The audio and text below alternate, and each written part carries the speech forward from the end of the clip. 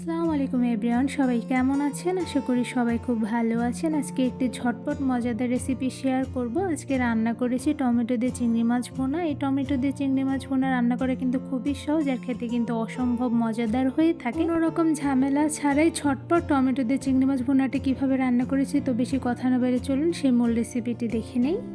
চিংড়ি মাছ ভুনা করার জন্য এখানে মিডিয়াম সাইজের কিছু চিংড়ি মাছ খুব ভালোভাবে ধুয়ে কেটে নিয়েছি। এবার এর মধ্যে দিয়ে দিচ্ছি স্বাদ মতন লবণ, আর দিয়ে দিচ্ছি অল্প পরিমাণে হলুদের গুঁড়ো। এবার মাছের সঙ্গে খুব ভালোভাবে মেখে মিশিয়ে নিব।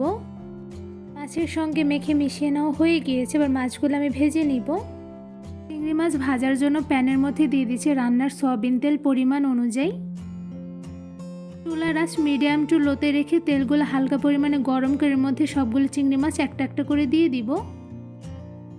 চিংড়ি মাছ ভুনা করার সময় চিংড়ি মাছগুলো ভেজে না নিলেও কিন্তু হবে, বাট চিংড়ি মাছ ভুনা করার সময় চিংড়ি মাছটা ভেজে নিলে সেই ক্ষেত্রে চিংড়ি ভুনাটা খেতে কিন্তু বেশ মজাদার হয়ে থাকে। তো এই পর্যায়ে কিন্তু গরম তেলের মধ্যে একটা একটা করে আমার সবগুলো চিংড়ি মাছ দিয়ে দেওয়া হয়ে গিয়েছে। এবার সবগুলো চিংড়ি মাছ অল্প সময় নিয়ে খুব ভালোভাবে ভেজে নিব।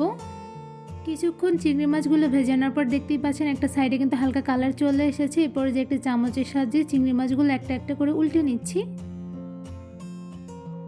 সবগুলো চিংড়ি মাছ একটা একটা করে উল্টে নেওয়া হয়ে গিয়েছে। এবার আরও কিছুটা সময় নিয়ে চিংড়ি মাছের অপোজিট সাইডটাও খুব ভালোভাবে ভেজে নিব।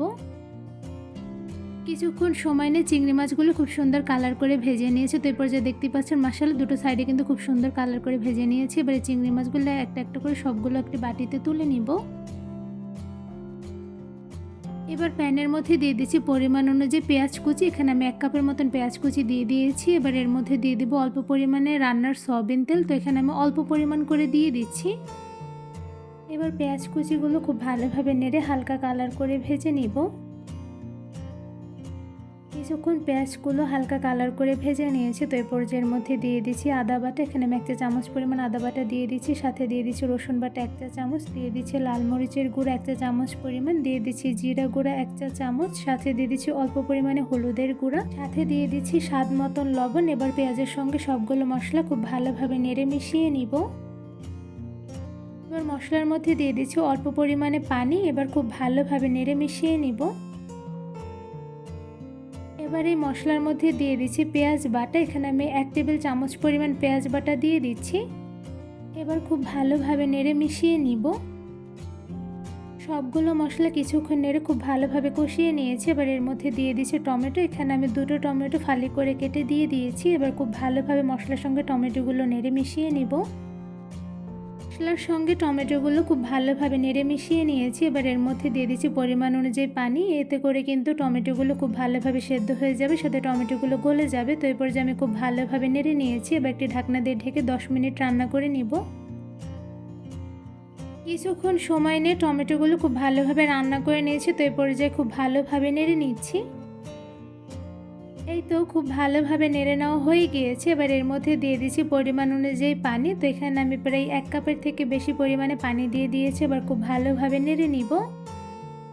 এবার কিছুক্ষণ সময় নিয়ে মশলাগুলো রান্না করে নিব। ভেজে রাখা সবগুলো চিংড়ি মাছ মশলার মধ্যে দিয়ে দিব। তো এরপর যে একটা একটা করে সবগুলো চিংড়ি মাছ মশলার মধ্যে দিয়ে দিচ্ছি। মশলার মধ্যে ভেজে রাখা চিংড়ি মাছগুলো একটা একটা করে দিয়ে দেওয়া হয়ে গিয়েছে। এবার চিংড়ি মাছগুলো একটা চামচের সাহায্যে উল্টে নিচ্ছি।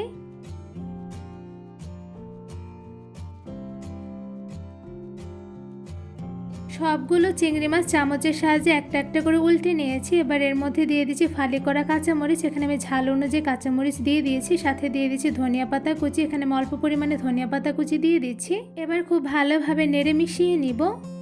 চিংড়ি মাছ ভুনা করার সময় লাস্টের দিকে ফালি করা কাঁচামরিচ সাথে অল্প পরিমাণে ধনিয়া পাতা কুচি দিলে সেক্ষেত্রে চিংড়ি মাছ ভুনা থেকে কিন্তু খুব সুন্দর একটি ঘ্রাণ আসে।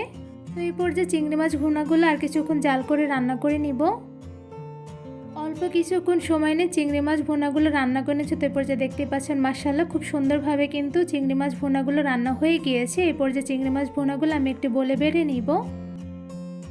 খুব সহজভাবে কোনো রকম ঝামেলা ছাড়াই শুধুমাত্র অল্প কিছু উপকরণ দিয়ে রান্না করে ফেলেছি দারুণ মজাদার চিংড়ি মাছ ভুনা। টমেটো দিয়ে চিংড়ি মাছ ভুনা রান্না করা কিন্তু খুবই সহজ, সাথে খেতে কিন্তু অসম্ভব মজাদার হয়ে থাকে। তো এদিকে দেখতেই পাচ্ছেন মাশাআল্লাহ চিংড়ি মাছ ভুনাগুলো দেখতে কিন্তু খুবই লোভনীয় হয়েছে। টমেটো দিয়ে চিংড়ি মাছ ভুনাগুলো খুব সহজেই ঝামেলা ছাড়াই কিন্তু ঝটপট রান্না করে নেওয়া যায়, সাথে গরম ভাত দিয়ে খেতে অসম্ভব মজাদার হয়ে থাকে। এই টমেটো দিয়ে চিংড়ি মাছ ভুনা রান্নার রেসিপিটা আপনাদের কাছে কেমন লেগেছে তা অবশ্যই কমেন্ট করে জানাবেন। রেসিপিটি ভালো লেগে থাকলে আমার চ্যানেলটি সাবস্ক্রাইব করে ভিডিওতে বেশি বেশি লাইক কমেন্ট শেয়ার করে আমার পাশেই থাকবেন। আজকে এখানে বিদায় নিচ্ছি, দেখাবো অন্য কোনো ভিডিওর মাধ্যমে। সবাই সুস্থ থাকবেন, ভালো থাকবেন, আল্লাহ হাফেজ।